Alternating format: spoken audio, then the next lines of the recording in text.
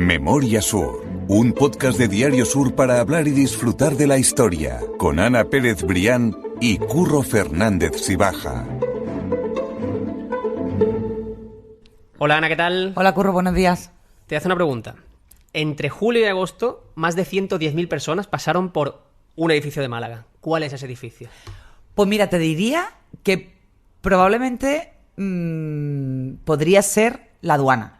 La Alcazaba, que es el monumento más visitado de Málaga, pero descubrí hace un tiempo que no era la Alcazaba, sino otro edificio en el que hoy nos vamos a meter de lleno, que es también el santo y seña de la arquitectura y de la historia de la ciudad de Málaga, y que además nos va a contar, también como lo hace siempre, pues nuestra compañera y amiga ya miembro de esta familia de Memoria Sur, Regina Sotorrío, a quien hemos vuelto a secuestrar para que nos cuente los secretos desconocidos de la Catedral de Málaga, ni más ni menos. Que es un muy buen tema. Hola Regina, ¿qué tal? Hola Curro, hola Ana. Otra vez de nuevo aquí, qué maravilla. Qué maravilla. Yo las Vale, veces parece que no ha pasado el tiempo desde que hablamos de Inés Joyce, ¿te acuerdas? Es verdad, ¿eh? Es que me encanta que me invitéis y que podamos hablar de estos temas. Seguiremos. Juntos. Es que siempre que hablamos de la Catedral de Málaga nos damos cuenta de que hemos pasado poco por ella. Y siempre sobre lo que es inagotable. Exactamente, sí. Y que lo hacemos siempre con compañeros. Entonces yo creo que esta es una buena excusa, y con ese listado, ¿no?, que hemos llamado como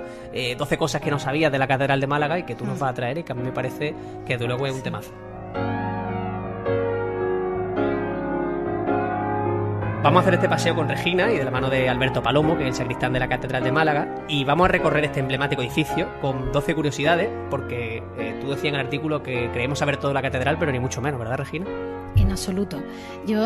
Este reportaje surge porque hace unos meses un familiar quiere visitar la catedral y me pide que la acompañe.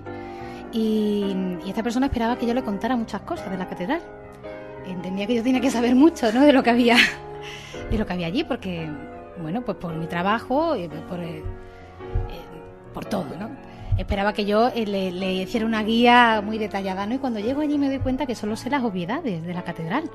Y me fijo que los turistas van con audioguía, digo, estas personas salen de aquí y saben más que nosotros. Más de la catedral que yo.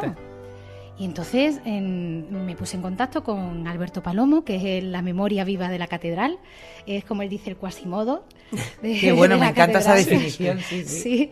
Es un hombre fantástico porque es el sacristán de la catedral, sabe toda la historia, pero además te la cuenta de una manera absolutamente didáctica. A mí me ha contado también cosas de la catedral y te quedas así embobada escuchando, porque qué bien lo cuenta, ¿eh? Sí, eso es súper importante, porque cuando te cuentan cosas así históricas, pues depende mucho, ¿no?, de la forma en la que te lo digan, y este hombre lo hace, además porque se le nota que vive la catedral, ¿no?, que lleva allí pues más de 30 años trabajando en su vida.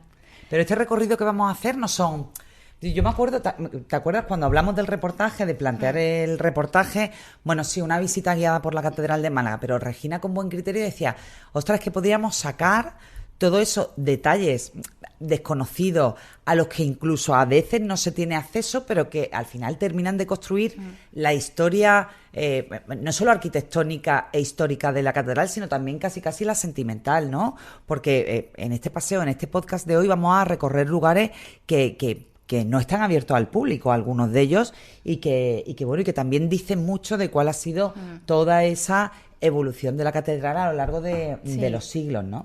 Entonces lo vamos a hacer, y así ahora lo vamos a explicar a través de eso, de 12 pildoritas, 12 pequeños guiños prácticamente, de joyas que van más allá de lo que ya todos sabemos, de el retablo de la Virgen de los Reyes, bueno, que en este caso sí vamos a hablar de ellas, pero las cosas contadas de otra manera. Son más anecdóticas. O sea, muchas veces no tienen ni valor histórico ni valor artístico, pero sin ellas no se entendería tampoco la historia de la catedral. Y que son curiosidades que hay en la catedral, que pasamos por ellas, por esos sitios que vamos a hablar constantemente. Yo misma he pasado infinidad de veces por estos mismos espacios y jamás había reparado en ese detalle, ¿no?, que Alberto Palomo me descubrió, y que ahora sin duda cuando voy allí, bueno, tengo ganas de ir ya con alguien y llevarle a esos sitios en los que me llevó Alberto y decirle, mira, fíjate en esto, mira. Bueno, y aquí. explicarle en primer lugar, por ejemplo, que cuando pisamos el suelo de la catedral pisamos un fósil. Bueno, eso es maravilloso, porque es que además que lo pisamos todos, porque está en la entrada, en el acceso principal desde el patio de las Cadenas. Ahí en el portón hay dos pequeñas puertas, una de entrada y otra de salida. En la de salida, en una de las losas de mármol, del mármol rojo, hay un amonite. Al principio, tú cuando te fijas, cuando lo miras parece, cuando nos lo enseñaba Alberto, parece una veta del mármol. Pero cuando le prestas atención se ve perfectamente la forma circular. Sí, como una caracola, ¿no? Para que la gente lo entienda. Efectivamente, un fósil de millones de años de antigüedad. Y allí está incrustado en una losa a la entrada de la Catedral de Málaga. Y esto tiene una explicación, evidentemente. Todo el material noble que se usa en la catedral se extrae de una cantera, en el siglo XVI, de una cantera que estaba en la Sierra de Mijas. Y millones de años atrás ese probablemente terreno el mar llegaba bajo allí. el mar. Y no es el único detalle marinero que hay en esta catedral, ¿no? Que bromeaba Alberto y decía, parece la catedral del mar. Porque en otros puntos de la catedral nos podemos encontrar con conchas incrustadas en la pared. El material que se usaba para los muros venía de una cantera de Almayate, que allí, el vínculo con el mar es más obvio, ¿no? Y entonces, por ejemplo, en las escaleras que suben hasta las cubiertas, que cuando nosotros fuimos a verlo subían decenas de personas, de turistas hacia las cubiertas, claro, nadie repara en el muro por el que va subiendo. Va mirando el escalón, ¿no? Claro. Sí, y a lo mejor es lo más sensato, Sí, totalmente. No ha ido a ponerte a mirar los vaya, es verdad vaya escalones. que no levantamos la vista. Madre mía, nuestros antepasados que estaban en forma. Totalmente. ¿Cómo hemos perdido la forma para escalar? Para estos sitios. Bueno, entonces, en la parte del muro en la que el acabado se ha perdido un poco, asoman conchas enteras del mar. Me parece maravilloso. Curioso, sí. Toda esta imagen, todo lo que estamos hablando tiene por supuesto su imagen. Y su imagen y su explicación, porque no sé, tienes que hacer un ejercicio de intuición y de explicación muy profundo para decir, bueno, es que probablemente esta piedra se extrajo de una... Lo primero que se te puede ocurrir, alguien ha puesto ahí una concha y se ha quedado, ¿no? Y entonces es que la explicación es absolutamente fascinante. Es una maravilla. Vamos con eso entonces a la siguiente curiosidad para ir comentando esas 12 que tenemos. Y es que vamos a hablar otra vez, porque esta sí la hemos comentado ya en el podcast, pero siempre es interesante, del misterio de la piel de elefante. Hablamos de ese cuadro de la exaltación de San Francisco Caracholo, que es yo creo que la leyenda prácticamente más famosa, ¿verdad?, de la Catedral de Málaga. Sí, eso es un lienzo que mide 5 metros. Es enorme. Lo que pasa que en la inmensidad de la catedral yo creo que no nos hacemos a la idea de lo que mide realmente, porque la Catedral de Málaga es la más alta de España que no es gótica, lo cual tiene un valor importante, histórico, ¿no? Porque sí. está claro que las catedrales más altas son las góticas, esta sin serlo tiene una altura impresionante. Entonces, en toda esa altura tú ves el lienzo del que hablamos y no te parece tan grande, pero es inmenso. Esto, ¿por qué lo digo? Porque es tan grande que jamás se ha bajado de ahí, desde que se colocó. Imposible. Nadie lo ha movido de ese lugar. Entonces, esconde un enigma que somos incapaces de descifrar, porque hasta que no se analizara, se bajara o alguien subiera, no podríamos saber el material, ¿no?, del que está hecho, porque se dice que está hecho de piel de elefante porque no se le ven costuras, y que la única piel tan grande como para poder pintar sin que hubiera costuras sería la de un elefante. Efectivamente, yo me acuerdo cuando escribí aquel tema de que, escucha, pero es que se da por hecho en los portales, yo eso lo comenté en el podcast cuando abordamos en concreto esa historia, se da por hecho en los portales turísticos de Málaga, en concreto los que se refieren a la catedral, que realmente está pintado sobre la piel de un elefante. Que no es una y entonces, leyenda. claro, el reclamo para el guiri que entra en la Catedral de Málaga es que se le dice, oye, mira, que es que el cuadro redondo que está en la puerta de detrás del coro, ¿no?, en línea, o sea, con el coro y el altar mayor, realmente ese cuadro ovalado que resulta impresionante, a pesar de que las dimensiones se pierden un poco entre tanta grandeza,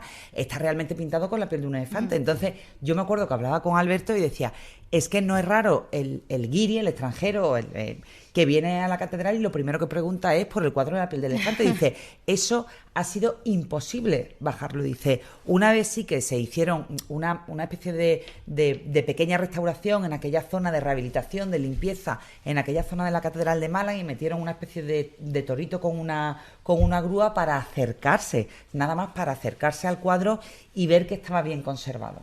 Entonces, bueno, que estaba bien conservado y punto, pero no han podido ver, pues efectivamente, es que Me decía Alberto, es que para eso necesitaríamos descolgar el cuadro, que imagínate lo que puede pesar eso y darle la vuelta, claro. Y bueno, por supuesto, analizarlo y tal. Habría que hacerlo. Bueno, sí, claro. Bueno, antes yo creo que habría que hacer como unas cuantas cosas más en la catedral. Pero, ¿no? Pero vamos a empezar por el tejado.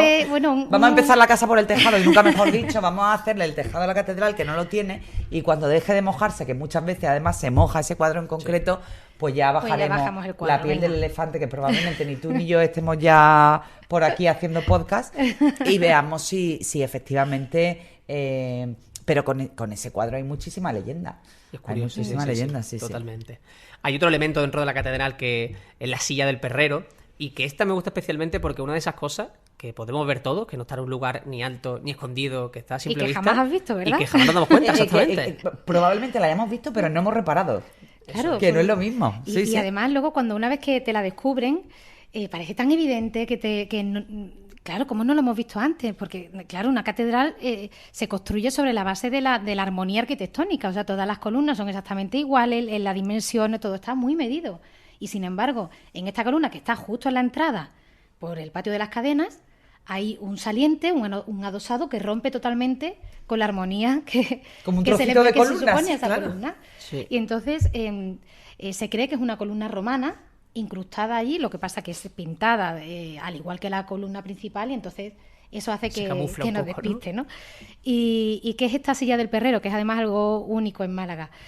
Pues, a ver, hay que tener en cuenta que cuando la catedral se construye y se abre al culto, en el siglo a finales del XVI, tenía un horario de apertura al público inmenso, ¿no? O sea, los rezos empezaban de madrugada, estaban durante todo el día hasta largas horas, ¿no? De la tarde y la noche. Entonces, se necesitaba una persona que controlara el acceso a la catedral. Porque no cualquiera, ni en cualquier condición. Y que no entraran los animales, entre otras cosas. Entonces, había un subalterno de la catedral con una percha, con un palo, que se sentaba en esta columna y vigilaba, tenía visión directa a la puerta y espantaba con ese palo a los perros y maleantes que osaran entrar en la catedral en algún momento. Y lo curioso es que tú dices, es una columna, ¿no? de mármol, pues es... Pollete, ¿no? Como lo diría un pollete. Es comodísima, claro, te puedes sentar. No sé si estoy alentando ahora que todo el mundo se sienta en la silla del perrero. A partir de mañana todo el mundo sentado ahí en la silla del perrero. Pero es extremadamente cómoda, es ergonómica en el siglo XVI. Bueno, a lo mejor sé que tiene la forma ya del paso, claro. Del hombre que se sentaba allí constantemente y pasaba muchas horas, a lo mejor le fue haciendo el hueco perfecto. Pero Qué muy curioso. La historia que vamos a contar ahora yo creo que de verdad que es de mis favoritas. Y es que hablamos de que existen grafitis, por así decirlo, en el interior de la catedral. Y yo diría que más que grafitis son casi pequeñas obras de arte, porque nos está hablando también de las personas que estuvieron viviendo allí, cuando contamos también hace unos pocos de podcast atrás, esa historia de las personas que vivieron en la catedral. También nos está dando información sobre ellos. Sí, y además hay muchísimos grafitis. A mí es una cosa que me impresionó también mucho, cómo pintaron en las paredes de la catedral, ¿no? Sí. Pero hay que entender que esto, hasta los años 70 del siglo pasado, vivía gente allí. Claro. Y aquello era un pequeño pueblo. Todos los que trabajaban en la catedral, el clero y los subalternos, el maestro de capilla, todos vivían allí con sus familias, incluso, ¿no? Y hasta principios del siglo XX, los seminaristas. O sea, decir que es que la catedral ha sido un lugar... Claro. Claro, de hecho, cuando pasas por esa zona, hay muros en los que se ven la señal de que ha habido también algo adosado allí, ¿no? Y me decía Alberto que era, pues que había pequeñas construcciones, techaditos, ¿no? Donde a lo mejor se cocinaba, donde se guardaban las gallinas, donde todas estas cosas, ¿no? Y que luego dentro de la catedral, todo eso se desmontó. Entonces, en los cubillos, que son unos torreones que están divididos por estancias, donde se vivía, allí es donde están la mayoría de los grafitis.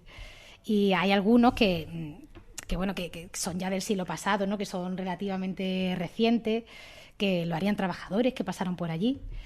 Hay un retrato del Litri, por ejemplo. Fíjate. ¿Qué reciente? Eso tiene que ser relativamente reciente, sería del Litri padre. Luego hay como una casita dibujada, y luego hay un boceto de una fragata en el cubillo en el que estuvimos, que Alberto me lo contaba y dice, claro, yo me imagino al monaguillo aquí esperando su turno para algo, con línea directa hacia el mar, porque lo que tú ves a través de ese torreón es el mar, y ahí dibujando en el muro, copiando la fragata que estaba llegando a Málaga o... Es poético, o atracada, claro. ¿no? Sí.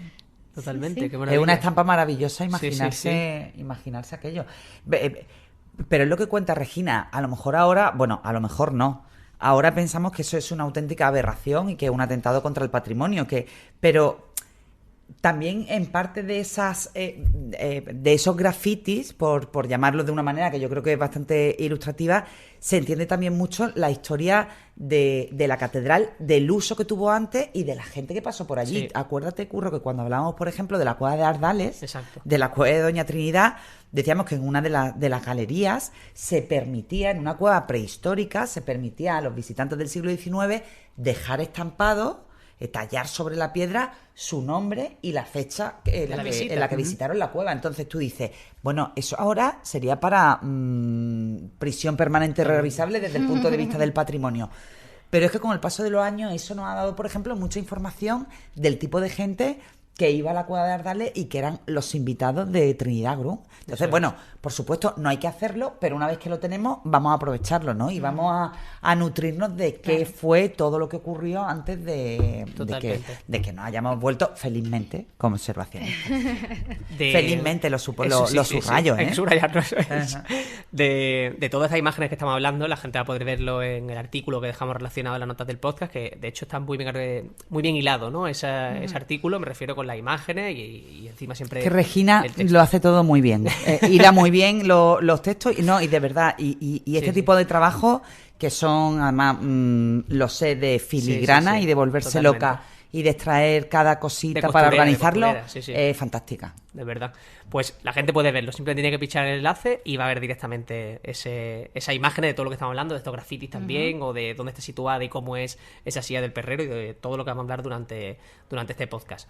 Y otra de las cosas de las que vamos a hablar precisamente es de que la Catedral de Málaga tiene un archivo musical único y que cuenta además con la colección de cantorales más grande de España, que eso, por supuesto, algo de lo que sacar pecho. Más grande incluso que la que hay en la Biblioteca Nacional de España, o sea, imagínate. Yo creo que, claro, la catedral... el archivo se ha conservado también porque la catedral no ha sufrido ningún incendio, no ha tenido saqueos, entonces el archivo se ha conservado perfectamente y también todo hay que debérselo, o se lo debemos al maestro de capilla Juan Francés Iribarren, que llegó a la catedral de Málaga en el 1733. Él cuando llega se da cuenta que las composiciones que se hacían para la catedral de Málaga, cuando el compositor, ese maestro de capilla, el clérigo que lo había hecho, se iba a otra iglesia, a otro templo, se llevaba con él la partitura. Y entonces él instaura la obligatoriedad de que todo lo que se compone para Málaga se quede en Málaga. Y entonces empieza a configurarse ese tesoro musical que tenemos en una de las torres de la catedral, que allí se conserva el archivo.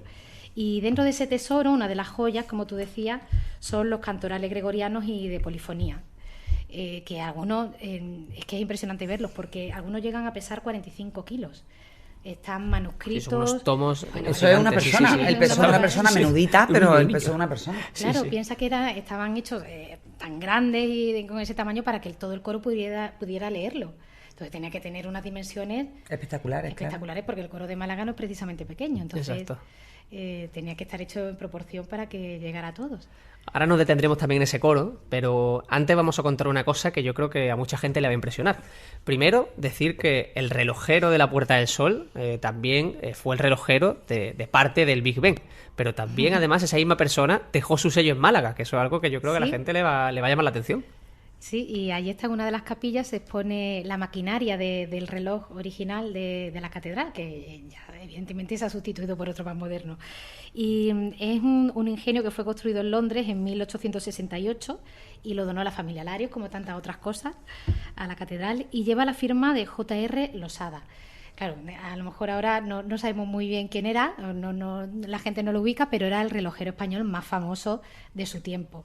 Este hombre, como tú bien dices, hizo el reloj de la Puerta del Sol y terminó el reloj de la famosa Torre de Londres, del Big Ben, cuando el anterior relojero falleció. Es que imagínate tú la importancia. Sí, que le estamos hablando por eso de muchas curiosidades, de lo que decía Regina, que al final vamos y sería el Messi de los relojes, porque para desplazarse a Londres. Dice Regina que fue una donación, efectivamente, de la familia Lario, en concreto, de un personaje del que no hablamos mucho, porque se dice que fue el menos brillante de los hermanos, ¿no? Que era Juan Lario y Herrero. Dicen que fue él el que lo donó, hermano de Martín Lario y Herrero, primer marqués de Lario, el que vino... ¿os acordáis cuando estábamos hablando del árbol genealógico, de cómo se distribuyeron por Cádiz, Gibraltar y Málaga? Bueno, pues Juan, que se estableció aquí en Málaga con el primer hermano del Valle de Camero, bueno, pues finalmente fue el que hizo muchísima obra social, muchísima filantropía con los grandes edificios de Málaga, y uno de los, afortunadamente, de los legados que nos queda es el reloj de la catedral. Entender también eso que... Una pieza de museo. Que eso es, absolutamente. Una joya. Que cuando hablamos de eso, de esa familia grande de la Málaga del siglo XIX, lo son también por este tipo de cosas, ¿no? Por ese patrimonio que dejan, en definitiva. Indudablemente. Totalmente. Otra historia que me ha llamado mucho la atención es entender o ver la catedral como una mitad de catedral y mitad fortaleza, con trancas de madera, con gárgolas que simulan la figura de un cañón. Cuéntanos eso, porque es una maravilla. Hay que pensar que en el siglo XVI, cuando se construye la catedral, pues... ¿Estaba casi en el mar? Claro, estaba en el mar, y aparte que en una época muy convulsa en la historia de España, ¿no? España se acaba de convertir, o se había convertido un siglo antes en un imperio, y tenía varios frentes abiertos. Es el siglo de los descubrimientos, cuando España tiene pues guerras en distintas partes del mundo, y entonces cuando se construye esta catedral se concibe también como una fortaleza. Como dice, estaba a pie de mar, muy cerca del mar. Por supuesto, no existía toda la franja de terreno que hoy en día conocemos. Todo eso es muy, muy, muy, muy posterior, del siglo XX, de principios del siglo XX, finales del XIX. Entonces, el ingenio que se les ocurre a los constructores es que las gárgolas, que normalmente tienen esa figura, tienen esa forma de... pues una imagen de animales o figuras grotescas, ¿no? Que con la intención de mostrar al fiel, bueno, el mal está ahí fuera, aquí dentro está el bien, ¿no? En este caso adoptan la forma de cañones, solo los que miran hacia el mar, hacia la zona de Cortina del Muelle.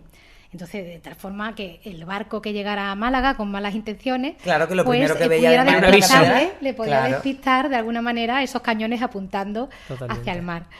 No es el único detalle de seguridad de ese siglo XVI que hay en la catedral, y es que en la sacristía, que es donde se guardan las joyas, ¿no? de los oficios y todas las reliquias, cuando cierras la puerta, a mano derecha hay una argolla que, si tiras, extiendes una viga de madera de unas dimensiones un cerrojo enorme de 3 metros, sí. Claro, la tranca de la catedral era lo que, cuando se colocaba, trancaba la puerta, tú te refugiabas dentro y ahí no podía entrar nadie. Le pregunté a Alberto, él me dijo que no sabía si alguna vez se había utilizado, si había sido necesario. Eso bueno, probablemente sí, porque al final la catedral era el lugar de refugio de muchísimas personas, pero incluso cuando había o epidemias, inundaciones, ese tipo de cosas, el templo de referencia central era la catedral de Málaga. Hablamos también que durante la Guerra Civil durante la Guerra Civil, por también, supuesto, muchas imágenes y muchos malagueños se refugiaron allí para protegerse. Y hablaba Regina sobre las reliquias de la catedral, y aquí tenemos varias cosas que comentar, ¿verdad? Aquí también hay algunas curiosidades que son interesantes. Sí. Es muy curioso porque, claro, hubo una época en la que el valor de una iglesia pues se medía en cierta forma por el valor de las reliquias que tenía, ¿no? Y cuantas más reliquias mejor, porque se usaban para los oficios. Entonces, pues la Catedral de Málaga tiene muchas reliquias. O sea, dentro de la sacristía tiene un armario entero, de arriba abajo, lleno de reliquias. Que no se pueden ver, ¿no?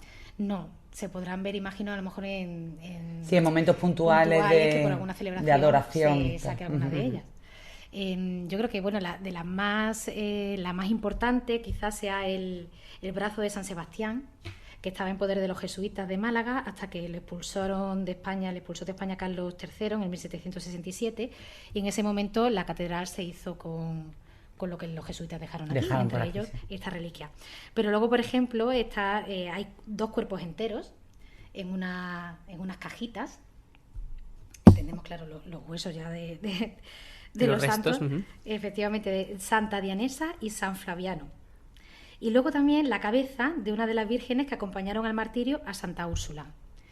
Porque, bueno, según la leyenda, la leyenda decía que la acompañaron 11.000 vírgenes. Eran 11 mujeres que se prestaron con ella a ir al martirio, y dicen que la cabeza de una de ellas, que además aquí está con un cristal todo decorado con flores, muy mexicano. Eso es lo que te iba a decir. A mí me recuerda a las escenas mexicanas de los muertos, que además se les pone cuando te visten de Halloween, ¿no? de novio cadáver mexicano, de novia cadáver mexicana, te pone la florera alrededor, y a mí totalmente me ha recordado a eso. Ahí está. Pero es curioso, sí, esa manera también de interpretar la muerte, ¿no? Darle ese sentido también a kilómetros de distancia, con lo que hablamos también en esa relación con México. El cuadro de Alonso Cano, que hablabas también antes, Ana, tú al principio del episodio, una de las mejores pinturas que hay en el altar, y de hecho tiene mucho valor porque por sí mismo es un BIC, es un bien de interés cultural, o sea que hablamos ya de... Es un BIC dentro de un BIC. Exactamente. Sí, aquí sí hablamos la obra que tiene más valor artístico de todas las que hay en la catedral sería el cuadro de Alonso Cano, y además que tiene un nombre erróneo, porque además se le llama la Virgen del Rosario, y y así está etiquetado, ¿no?, cuando tú vas a verlo, pero no es la Virgen del Rosario. Aparece un ángel con un rosario, y eso es lo que le dio nombre al cuadro. Pero en realidad me explicaba Alberto que es una alegoría del patrocinio de la Virgen sobre las órdenes religiosas, que abajo del cuadro aparecen frailes, monjes, cada uno representante de una orden religiosa, y ángeles que le están dando distintos objetos. Uno de esos objetos es un rosario, y de ahí el nombre. Y este cuadro era un encargo de Fray Alonso de Santo Tomás, que era obispo de Málaga, y se lo encargó a su amigo, que era el pintor Alonso Cano. Nada más y nada menos, y tenemos la suerte de conservarlo todavía en Málaga, efectivamente. Totalmente.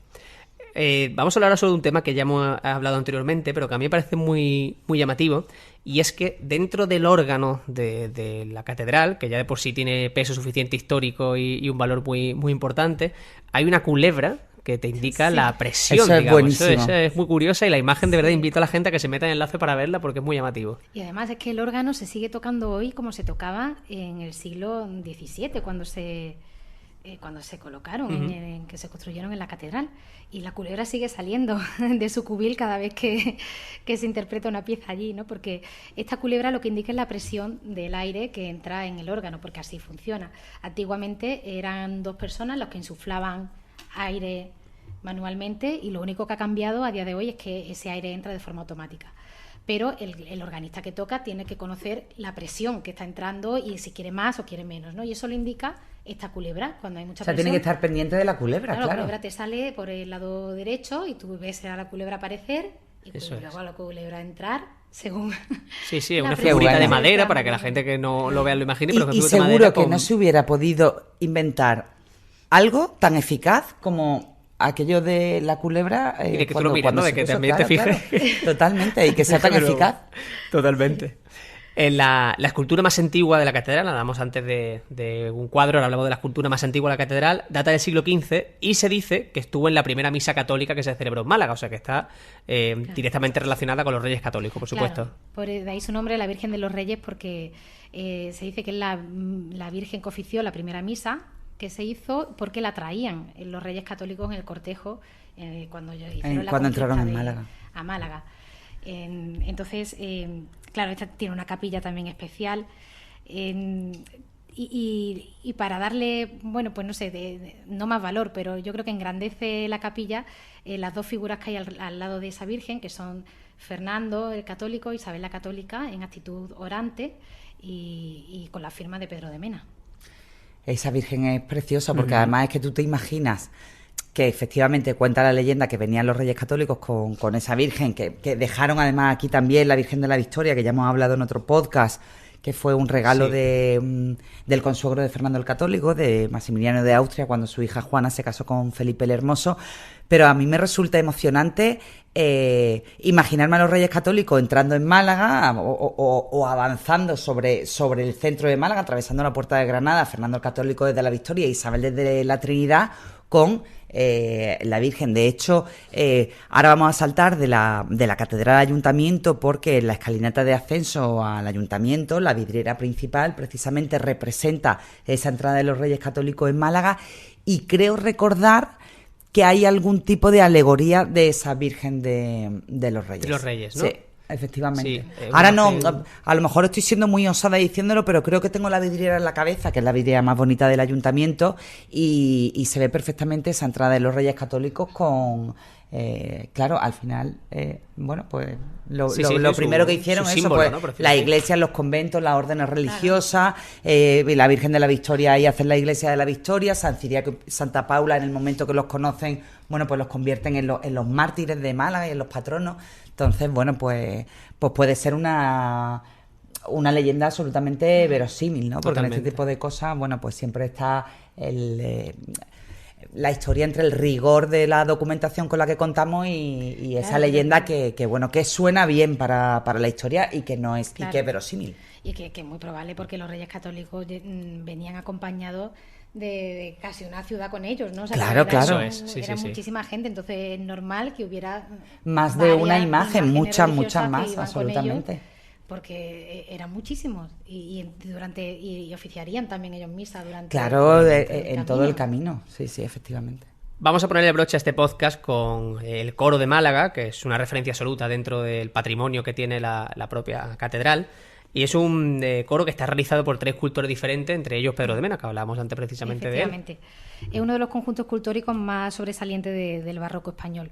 Y sin duda, pues la joya de la corona, ¿no? Totalmente. De la catedral. Y lo curioso es eso, que hay 3 manos, ¿no? 3 artistas que dejaron su huella de distintas maneras y con distinta fortuna. Porque, bueno, lo empezó Luis Ortiz de Vargas. Lo dejó en un momento dado porque probablemente le salieran otros encargos en otras ciudades, pero él hizo una parte señalada. Luego llegó José Micael Alfaro y parece que no encajó bien. Y de hecho, bueno, si se compara, la única figura que él hizo, a lo mejor hizo más relieves, pero como figura como tal hizo una, si se compara con la que hay justo al lado, que la hizo ya Pedro de Mena, se ve como las dimensiones no son... Una diferencia notable, ¿no? Sí, las dimensiones no son las adecuadas, el escorzo del cuerpo un poco raro. Un fallo. No cuajó. Pues se le acabó el contrato, se lo cortaron, eso Totalmente. no lo sabemos, y llegó Pedro de Mena. Despedido. Pasó la entrevista, pero En aquella época también no. pasaban esas cosas, y Pedro de Mena concluyó las 40 esculturas que faltaban y con un realismo impresionante. Espectacular el coro de Málaga, que es la joya de la corona, y además la joya literalmente porque está en la parte central de la catedral. Eso es. Que esa es otra de las peculiaridades de la catedral de Málaga. Y luego además que tiene otra singularidad, y es que está plagado de relieve, claro, como que responde al barroco, tiene una decoración, un ornamento muy, muy profuso, ¿no? Y no hay ningún relieve igual que otro. O sea, si comparas una silla con la de al lado, con la otra, cada una tiene algo diferente. Y su simbología, además. Claro. Y cada uno su historia, que no son relieves escogidos al Eso azar. merece otro reportaje. Pues mira, oye, Pues Solo nada, de cada Regina, uno de los detalles otro de- reportaje y otro podcast Apalabrado. de Memoria Sur, porque la vamos ya a adoptar como una más del clan, ¿eh? Absolutamente. Si tú te dejas, adoptada. Yo me dejo lo que queráis. Pues Regina, mil gracias de verdad por este paseo por la catedral, que ha sido a gusto de verdad, y contando esas cosas diferentes, lo que tú decías al principio, que podamos ir Y podemos ya sea verla con familia otro o ojo. con A mí me gente que viene encanta de cuando, fuera, y cuando que- me cuentan esa historia, Sí, sí, me gusta después ir para decir, ay, mira la silla del perro, ay, mira, no sé qué. Sí, sí. Ese Ha contenido sido magnífico, fabuloso el mil paseo de Regina. Pues muchas gracias por acompañarme. Un placer, de verdad.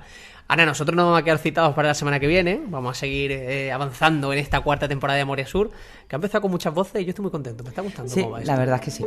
Pues mil gracias, Ana. A ti siempre, Curro. Memoria Sur es un podcast de Diario Sur. Escucha un nuevo episodio cada semana en iVoox, Spotify, Apple Podcasts y consulta las referencias de este episodio en diariosur.es.